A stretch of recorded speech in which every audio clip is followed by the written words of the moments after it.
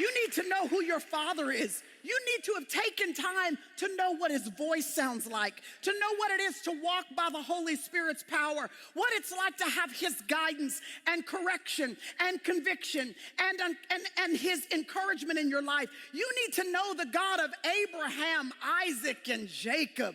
You need to know who he was when he brought Gideon out of obscurity and then led him to a victory with a less than impressive army. You need to know who your God was when he called Abram out of Ur and changed his name to Abraham and then changed the GPS coordinates on his legacy and on his destiny. You need to know what it was like when God spoke and made it so that there were 10 plagues who released those Hebrew slaves from all of those years of captivity and then sustain them through the wilderness, making sure that the shoes on their feet did not wear out and that they had water that they needed from rocks if necessary, and manna, cornflakes from heaven being rained down so that they could be sustained by an almighty, powerful God. You need to know who your God is so that when the world tries to introduce to you a new version of him, a modernized version of him who is silent against injustice or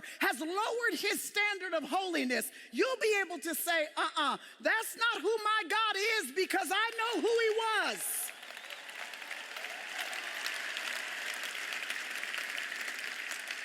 And he is the same yesterday, today, and forevermore. And more than anything else, y'all, we are needing to make sure that the people that the Lord has entrusted to us to steward, and that we ourselves don't skip this part of the process. Everybody wants to jump to producing and doing and generating, and they don't even know who their Father is.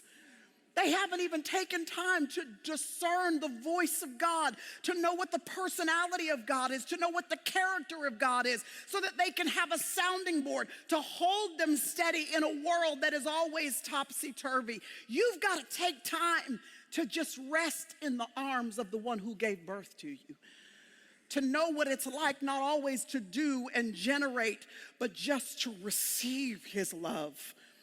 To know what it's like to be in relationship with him so that you can have a firm foundation of friendship with Jesus.